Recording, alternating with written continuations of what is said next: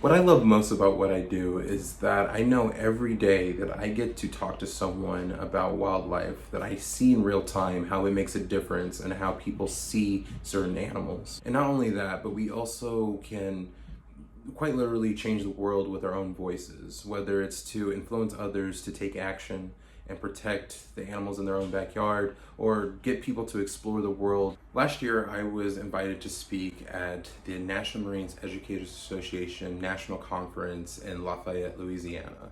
It was a really great time. I took a plane all the way to the other side of the United States just so I can speak in front of other educators and wildlife conservationists. This is where I met Savanna Finley, who is a marine biologist and also an educator. We had a great time. I had a lot of great food, got to see a lot of local wildlife, and even did a swamp tour, which is a great way to invest into ecotourism. While there, and speaking to Savannah, we had a lot to talk about regarding not just education, but also marine science and wildlife in general. So when I came back home to San Diego, I wanted to continue the conversation. And so she is the first person I've ever interviewed on the topic of wildlife and also wildlife conservation. So enjoy it. Let me know what you think and if you want to see more interviews in the future. Let's start with you introducing yourself to potential listeners, who you are, Okay. what you do, and so on.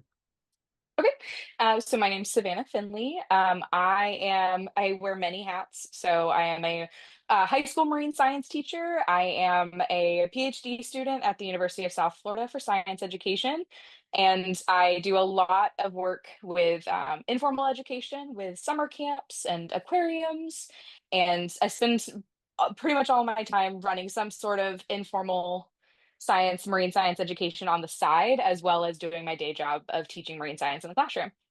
That's so cool. The more I meet people in this profession of just the broad realm of conservation, I notice so many of us wear so many different hats too. All the hats. Yeah. Yeah. I've the more that I've read up on you, I've looked at your social media, just talking. Mhm. I've just been more and more impressed with your passion for this field.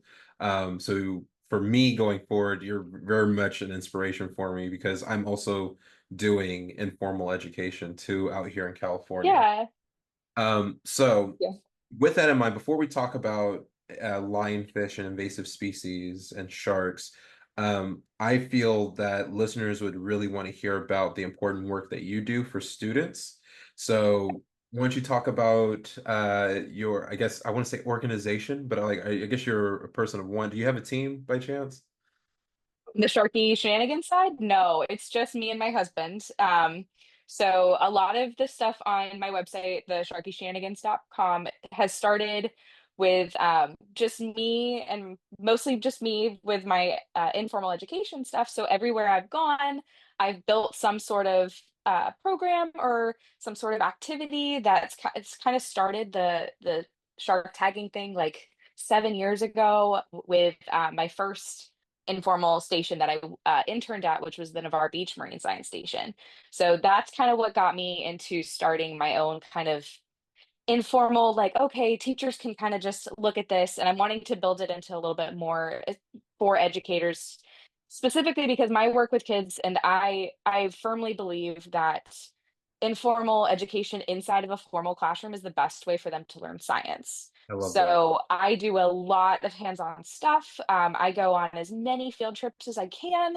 I run the Marine Science Club for my school. So I started the Marine Science Club at my school. There wasn't one before me. My school's fairly new, but there was science teachers before me, and they never did anything extra. So I have that. We do cleanups and I take them out to collect animals for our fish tank. And I try to do as much hands-on stuff as possible and bring in experts and different people to come talk to them to kind of get them into, okay, what can I do as somebody who just wants to volunteer or somebody who wants to go into the field? Everybody's like, I want to be a marine biologist, but things that are just as important and also in the field of marine science.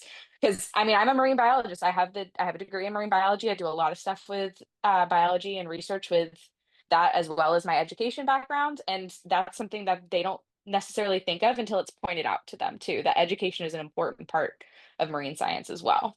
Absolutely. There's two things I want to add to that. So Mhm. for like a young person who might be listening to this, do you feel that, for instance, if they asked, do I need a degree to be a marine biologist? What would your answer be? I tell them all when they're in my class that they are marine biologists. So you are studying the field of marine science when you're in my classroom. So you're already a scientist, you're already a marine biologist. And whether you have the degree or not, the degree helps you get the job. But there are other people who, there's so many jobs that have different fields. I know somebody who has a degree in law who is now running the new Moat Aquarium. She's now the director of the new one that's being built. So there's many different pathways to getting there. And if you're like, oh, I'm not a degree person, but there are people who fix aquariums. So the trades are a big part of this too. You have to build those aquariums somehow, or you have to take care of those animals somehow. So there's a lot of different ways you can get into the field of marine science without it being just, I'm going to go study this animal. Or especially you always hear like, oh, I'm gonna go train dolphins. And like, we don't need any more dolphin trainers. We're good. Everybody wants to be a dolphin trainer. You're absolutely right about that. I think for me personally, I think it wasn't until later in my degree that I realized that what I was chasing was so popular, and it makes it a more Hmm. uphill battle. I'm sure you can relate to them. So I'm hoping through this platform I can help young Hmm. people. I don't know, because I think I've been in danger of being discouraging in the past. I want to encourage with the Hmm. caveat of know that it's not always what you expect it to be. And if you're Yeah. that kind of, when I was teaching high school, something I learned is that a lot of students want to talk about being a scientist, but Hmm. they don't like subjects like chemistry. And I'm Yeah. like, if you're gonna be a scientist or you're gonna be a You doctor, need to know them all. you have to know Hmm. them all. You can't get away from not knowing physics. You're gonna have to know all these things. Well, and fun fact about me is I understood chemistry, but I hated the classes for chemistry. I actually had to take chemistry one a couple or chemistry two a couple times because that final American Chemical Society exam was awful. But and then I during COVID I was a chemist. So I had that was the job that I had Cool. during COVID. So That's I worked for a cool. company and did like chemical testing for their product. So I had the background for that. So it's one of those things that even if you just go get a marine biology degree and you're like, I can't find a job in the field, you can find a job in bio. They will take you. Thank And you. then you can kind of come to those things later. But I have found a lot of my friends that I graduated with marine bio degrees are not working in any sort of marine bio field. I think I can literally count me and one other person who's working in marine bio right now that has a marine bio degree. I So think it's that, kind of weird, yeah, but yeah. I think that's most people who study in STEM. Mhm. I was in danger of Yeah. that myself. I think during COVID, Yeah. my job, I was in sales a lot. Oh yeah, yeah, Which was fine, but my degree was in veterinary animal science. Um, yeah. it wasn't until I moved myself to another location that Hmm. I was able to find myself back in animal care and conservation again. You said that it's important, or rather, you see value in having informal education inside formal education. Just so that there's no confusion about that, could you elaborate on what that means? So informal education is usually any sort of info or classroom. Classroom is formal. Informal education is like your aquariums, your museums, where you're doing things outside of a classroom setting. But it starts to turn into this hands-on versus like lecture. Mhm. So that's that a lot of people treat it as that, and it really shouldn't be treated that way. You should be doing a lot of hands-on stuff. And when I say hands-on, I'm not talking about like, oh, we're just going to make a poster. Like you should be bringing them real science in the classroom and letting them, especially like high schoolers, it's a little bit different, but even as young as upper elementary school, you can start bringing them real science and having them start learning these things in a setting, or whether you're going out into the fields outside your school or going to a local beach. Or for me, I go to the estuary. That's kind of that informal ed that I bring with me. When I say labs, I'm like, okay, we're going to do water quality testing. Okay, you're going to take care of the fish today. Okay, we're doing a dissection. We do a lot of dissections. And some kids have told, or some adults have told me, they're like, I have never done, my kid has never seen this many dissections. I have never seen this many. I'm like, it's important for you to kind of see the outside and the inside to understand the animal itself and why it needs to be conserved. So we do a lot of hands-on stuff.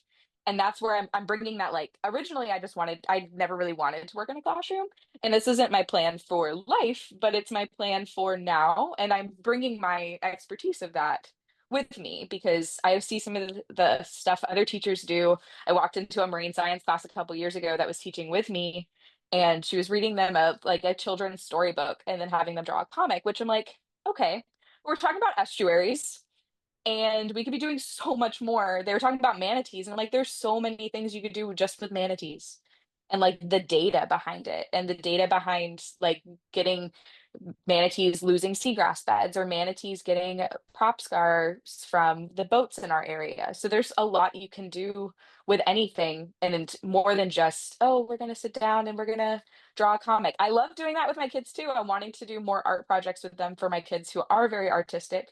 But when you're just doing that, it really discourages a lot of kids from wanting to do anything. I think it speaks a lot that because both of us have experience and formal education, and as you're about to find out, I happen to agree with so much of what you're saying. Mhm. There really needs to be an education reform in this country. Um, Yeah, Not to switch topics too much, but I do agree. you're good. Informal education, in my experience as an educator, has been Mhm. the most efficient way to teach children. Uh, Yeah. I have taught from elementary to high school, Mhm. elementary, and middle school informally. And Yeah. I have found with those students, they're the most tactile learners. I don't know Mhm. if it's something you age out of or your style of learning evolves as you age, but I found that Mhm. tactile learning seems to be the most efficient way to get students to not just learn something, but to care about what they're learning. So Yeah. I think that's really great. Yeah, my high schoolers, it's because I've done the same. So I've worked with as low as pre-K for informal up all the way up, but I won't touch them in formal education, the elementary and middle. I love my high schoolers. I love being able to like it's a different level. It's a different sort of connection that I have with them, and I really enjoy having it with them. But they can tell the difference, and it makes a difference when you bring something locally to them too. So I bring a lot of local data. I bring local water samples if we're not going out. We do a lot of stuff that involves their backyard so that they're like, oh, this makes sense. Like this is something that I'm seeing every day, and now I understand what's happening.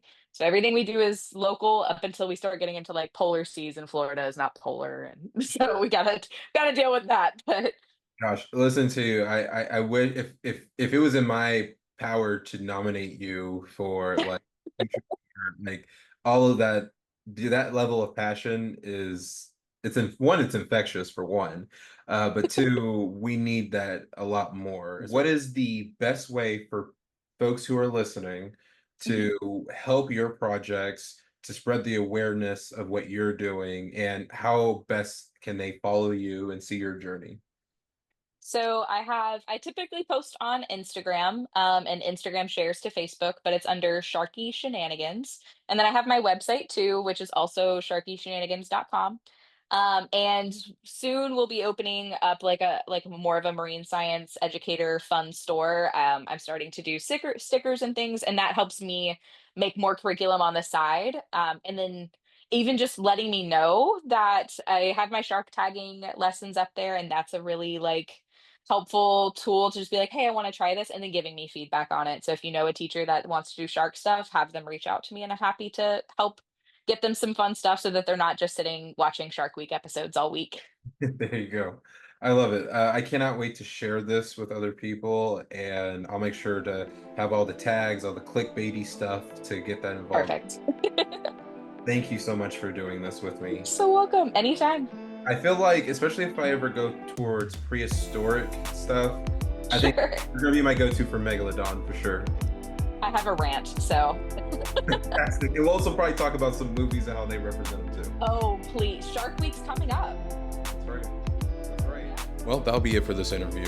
I hope that you enjoyed that. If you or someone you know is an educator or a scientist or just care about animals and you want to talk about it with me, feel free to reach out to me. You'll find that my email is in my channel description. And if you want to send me a DM on Instagram, you can find it at LaDaryn Lockett. I'll be glad to talk with you more. Like I said, I can't stop talking about wildlife. So I hope you'll join me next time when we'll have more words on wildlife. Funny when you're a scientist and you're watching pop culture and you see them get things wrong so much. all It's the time. it tickles you. You should. I watch a well, when we get to sharks, I watch a lot of shark movies, and like I love some of them, even though they're stupid, but I hate some of them.